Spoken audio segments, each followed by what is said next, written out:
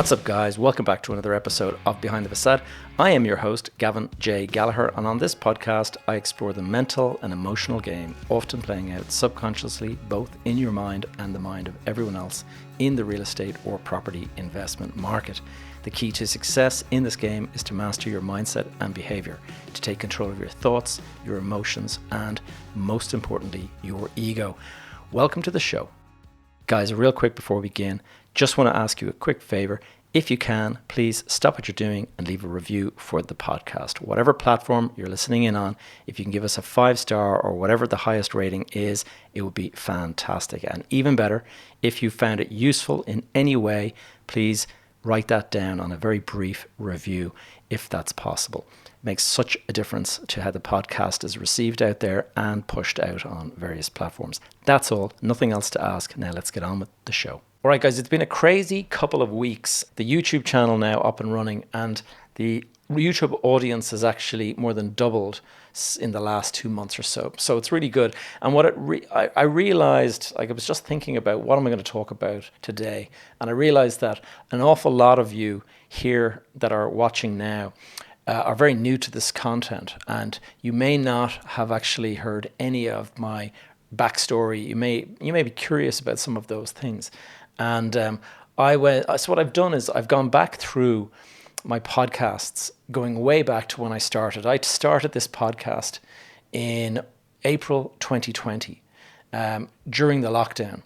And fast forward today, this is episode number 142.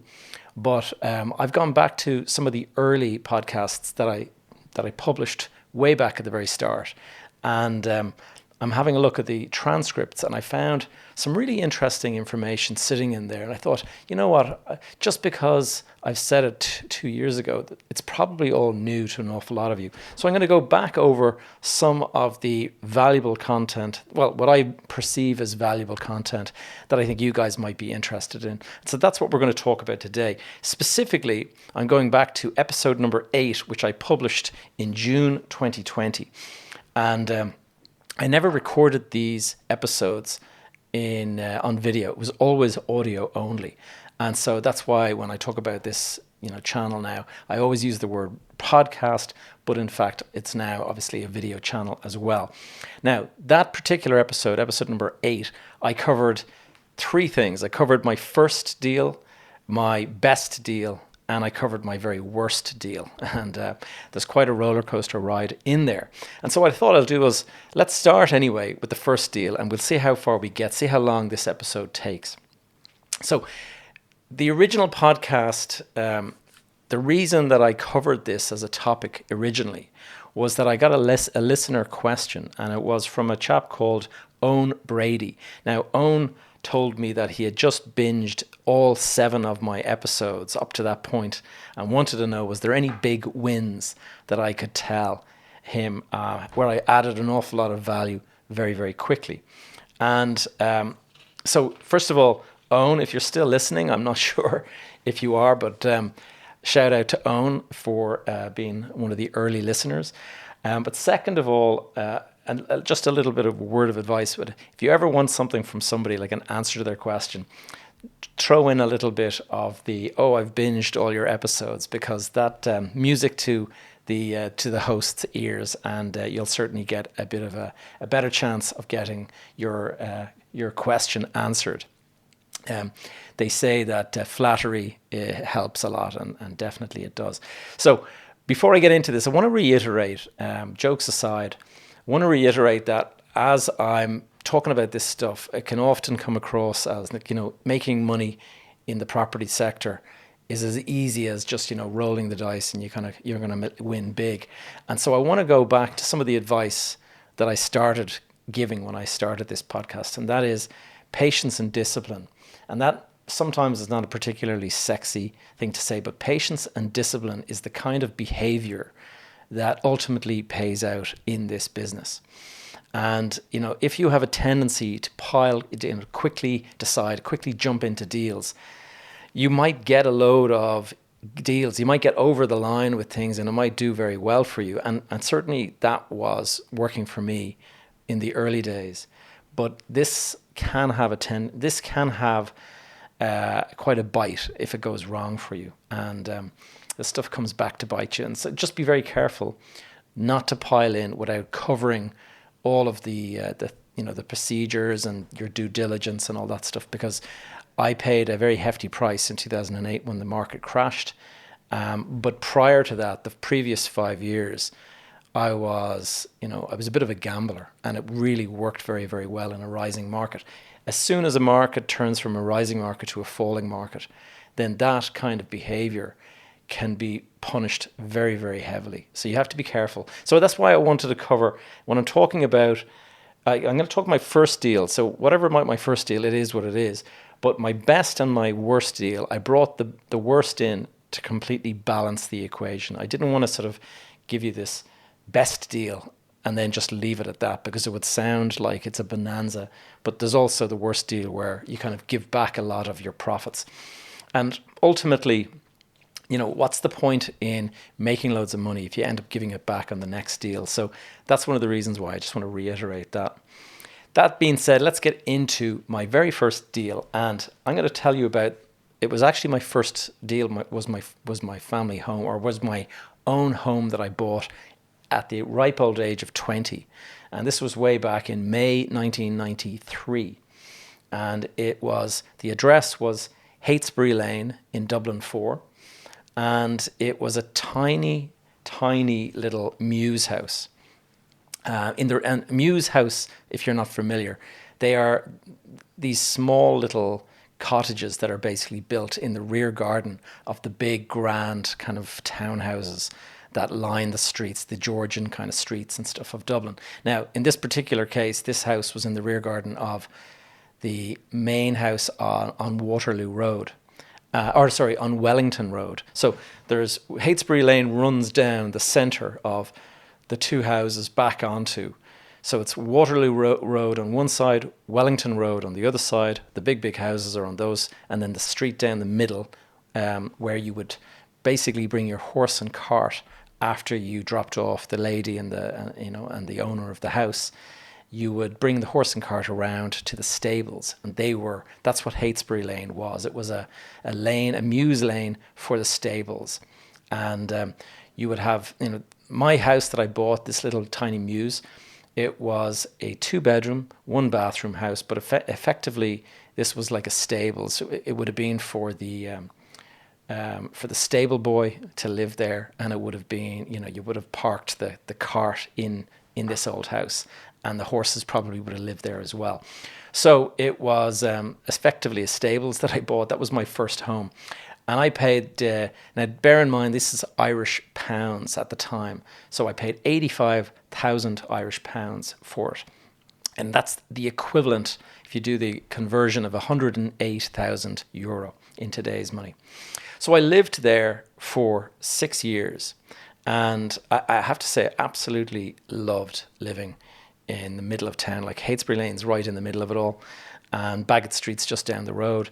So as a young guy, you couldn't get better a place to live. And so really, really lived it up for those six years as a kind of a bachelor, young man about town. In 1999, I got engaged. So I've been living there 6 or 7 years, and I got engaged, and we decided, my fiance at the time and we decided that we would buy a house together, because she had some money to put into buying a house, and I had some money to put into buying a house. So we thought, let's pool our resources and buy something together. And so and it was also time to move in together or whatever, because we're getting married. And what we decided to do was buy a house on Whitethorn Road in Clonskee. Now, rather than sell my mews house,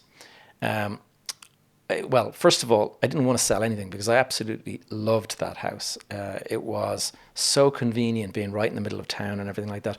Whenever the concerts were on in the RDS, I can remember on the day of one of my birthdays, U2 were playing in the RDS.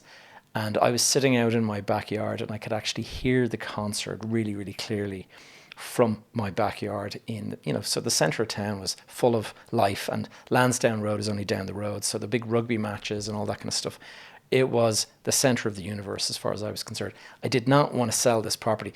And the fact that I was getting married, it was kind of, well, we'll move into this bigger house, but we'll keep this, for moving back into later. And anyway, I found a tenant willing to move into the house very, very quickly. And that's the great thing about a good location, is that you'll never struggle to find a tenant. And in those 7 years that I've been living there, prices had risen quite steeply. And so the rent was £1,400. And that was, if you do the equation or the conversion to euro, that was €1,777. And so I was getting that per month. Now, if you do the maths, you can figure out that the yield on this property deal was quite good. It was my first home, so obviously I didn't earn any rent for those initial 5 or 6 years. But when I did put it on the market, I had paid £85,000 for that property, and I was now getting £1,400 a month for it. And if you do the maths, that is £16,800 per annum. And if you do the calculation to work out the gross yield, that works out at a 19.7% gross yield. So we'll say ballpark 20%. And that effectively means that the rent that I was getting per year was equivalent to 1/5 of the cost of the property. So every 5 years that I had that house rented at that amount, that was the property paid for. And so it was obviously a great, cracking deal. Now, in the end, I held on to that Mews house for almost 20 years. And believe it or not, the exact same tenant that I had for those entire 20 years, that was the same tenant lived there for that entire time. And when I eventually sold the property, I actually sold the property with the tenant in situ.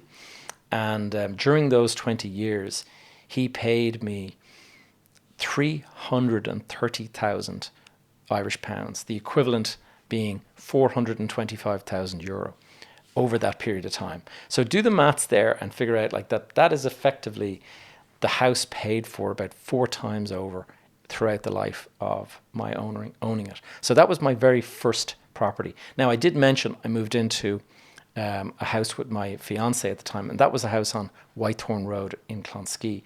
That was a 3-bedroom, slightly bigger house, further out of town, but not so far. It's actually a nice area, Clonskee. It's right beside UCD, the big university.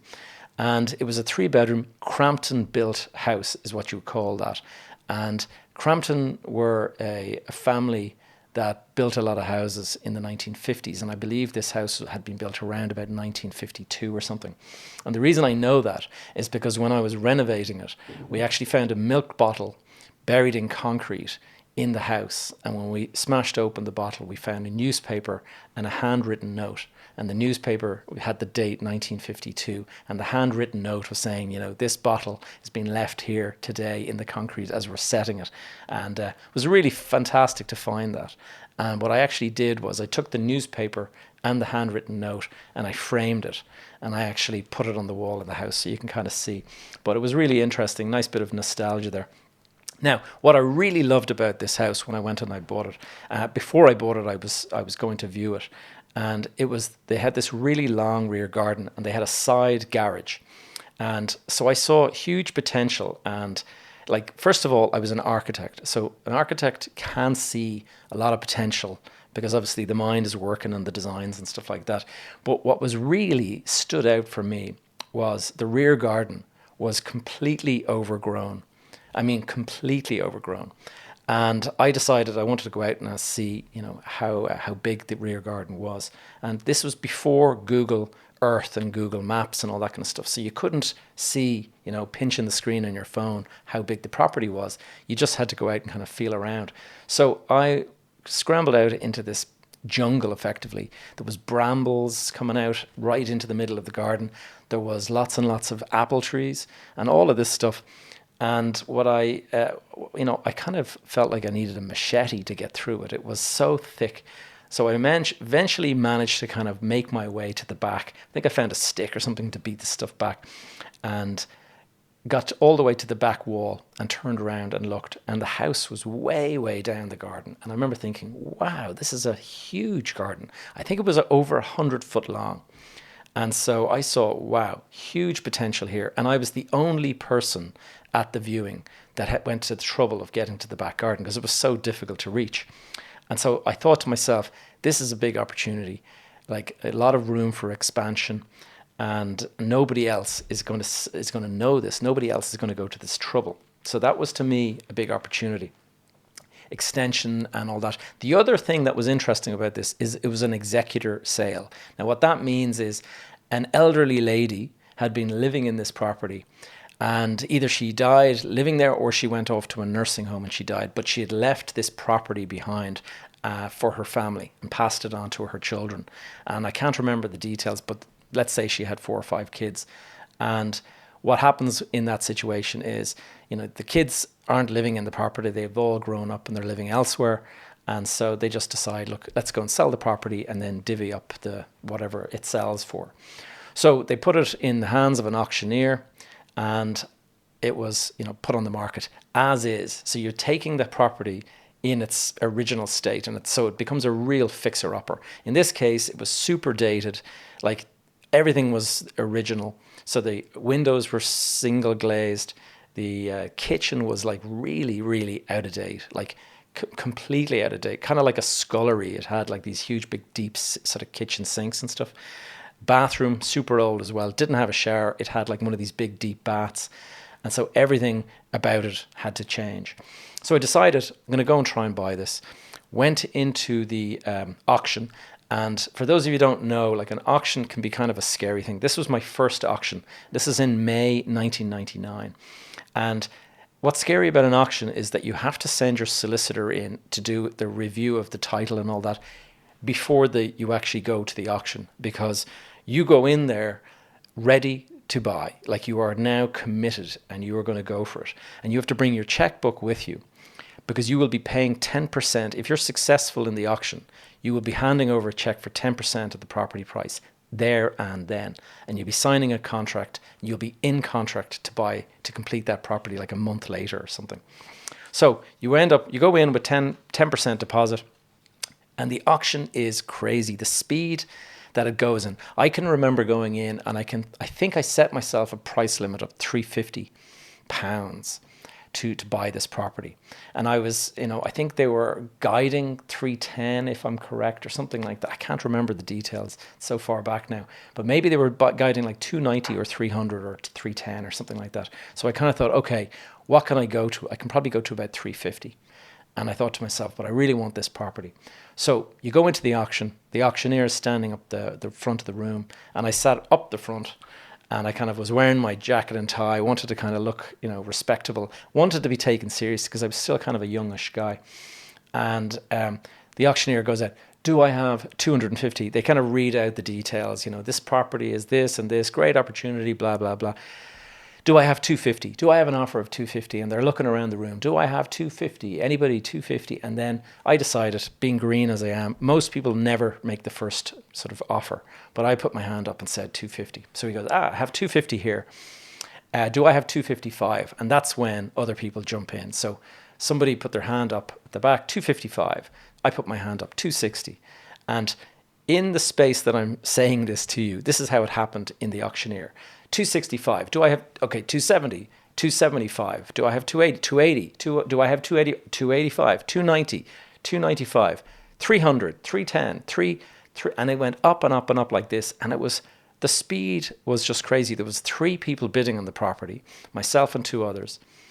And so it was going up in these increments, 5,000 increments, very, very quickly. And in the end, I think one of the buyers dropped away. So it was just me and this other buyer. And it was 380. Do I have 385? And I put my hand up, and it goes 380. Okay, there's 390 over here. And so I put my hand up, 390. And then the guy that I was bidding against bid 391. And he turned to me, to you, sir, do you want to go again? And I said, 392. And he looked to the other guy, and the guy backed out, and he goes, boom, with the big hammer, sold, 392 to this man here at the front row. And that was it. In the blink of an eye, like literally in under 60 seconds, you're now responsible for the purchase of this property. You're going to take your check out and you're going to write a check for 39,200 right there and then. So quite scary, but at the same time super exciting, because now you own this thing and there's not all of this waiting for auctioneers or waiting for the estate agents to call you back saying, yeah, your offer, he's interested, but he wants a bit more and all this kind of stuff. So anyway, fast forward. And one of the reasons I really thought that worked out to be a great deal is because it being my family home, any increase at all in the value would be completely tax-free. And because it was an executor sale and because it was in such a state of poor condition, I was going to be completely modernizing it, and I was going to be doing an extension, like big expansive extension out the rear and the side and all that kind of stuff. And I probably spent the guts of £200,000 on improving that property. But I sold it 7 years later in 2006 for 1.9 million. And so a massive gain. And I would say, like, you know, because obviously there's a conversion, 392 in euros. 392 in euros, let me work it out. That's 426,000 euro. Plus I spent about 200,000. So you're talking about 650 I spent on the property, but I sold it for 1.9. So a 1.25 million profit on that deal, completely tax-free. Now, some of the stuff that I did with doing up that particular house was quite unconventional. There was a side garage, but what I actually did was demolish the garage, and then instead of building completely out where the garage sat, I created a side passage so that I could bring bicycles and bins and things like that down to the back garden. And then what I did is I extended the house out only half of the distance that the garage had sat. And that might sound counterintuitive, like as to a good deal, but what it means is that rooms deeper in the house actually get a lot of direct sunlight and daylight. And so that worked out very well. It meant that the kitchen deep inside the house actually had a great aspect. You had a lot of light coming in and stuff. So that's something that doesn't always work out. And then I extended out the rear. I built this lovely family room that had double doors out into the patio and stuff like that. And anyway, it was a fantastic house. I really enjoyed living there. And it worked out really well. Obviously, 1.25 million, that was kind of like, you know, on to the next deal and stuff like that. So guys, that is about 25 minutes or thereabouts. I think what we'll do, rather than going into the best and the worst deals here, we're going to do part 2. And so stay tuned for part 2 on this, and I'll be covering my best deal and my worst deal. Thank you for tuning in to another episode of Behind the Facade. If you have any questions or topics you'd like me to cover in future episodes, please connect with me via the Facebook group that is called Behind the Facade Community. Alternatively, you will find me on social media. My handle is Gavin J. Gallagher. You can stay up to date with all of my content and the various projects I'm working on over on my website, gavinjgallagher.com. And while you're there, please do add your name to the Join My Tribe thing over on the right-hand side. This will ensure you're kept up to date via my weekly newsletter.